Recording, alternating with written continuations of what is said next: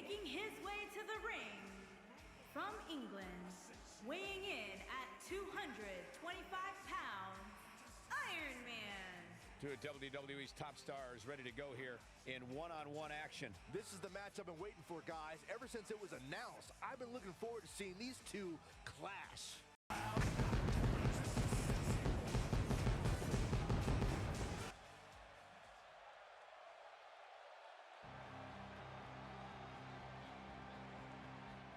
And his opponent from Salem, Massachusetts, weighing in at 190 pounds, Jacob.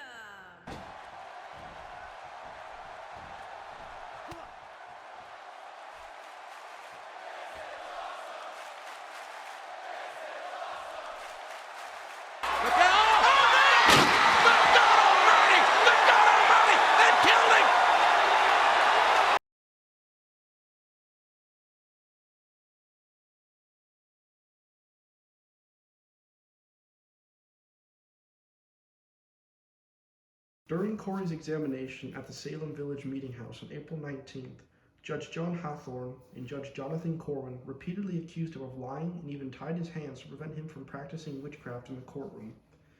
The afflicted had fits until they did this. All the afflicted were seized now with fits and troubled with pinches. Then the court orders hands to be tied. Tie his hands! What, is it not enough to act witchcraft at other times, but must you do it now, in the face of authority? I am a poor creature and cannot help it. Upon the motion of his head again, they had their heads and necks afflicted. Why do you tell such wicked lies against witnesses that heard you speak after this manner this very morning? I never saw anything but a black hog. After untying one of his hands, the afflicted girls began having fits. According to Parrish's records, one of his hands was let go and several were afflicted. The magistrates produced the testimony that Giles had given about his wife on the day of Rebecca Nurse's examination and asked about the time he was stopped in prayer. What stopped you? I cannot tell. My wife came towards me and found fault with me for saying, living to God and dying to sin. The gospel woman had presumably corrected a quotation from the Westminster Catechism, where God's grace enables its recipient to die unto sin and live unto righteousness. What was it frightened you in the barn? I know nothing that frightened me there. Why here are 3 witnesses that heard you say so today? I do not remember it. Thomas Gould testified that Corey said he knew enough against his wife to do her business, and the court wanted to know just what that knowledge was. Why, that of living to God and dying to sin. Marshal George Herrick and Bibber's daughter corroborated Gould's claim, but Corey snapped. I have said what I can say to that.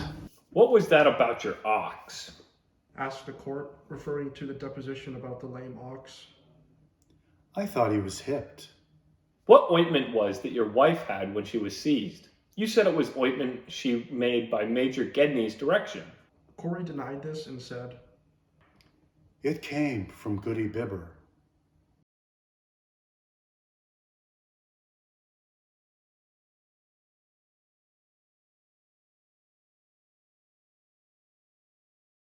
Giles Corey was a wizard strong, a stubborn wretch was he, and fit was he to hang on high upon the locust tree. So when before the magistrates for trial he did come, he would no true confession make, but was completely dumb. Giles Corey said to magistrate, What hast thou here to plead? To those who now accuse thy soul of crime and horrid deed. Giles Corey, he said, not a word. No single word spoke he. Giles Corey said to magistrate, We'll press it out of thee. They got them a heavy beam, then laid it on his breast. They loaded it with heavy stones and hard upon him pressed. More weight, now said the wretched man, more weight, again he cried, and he did no confession make, but wickedly he died.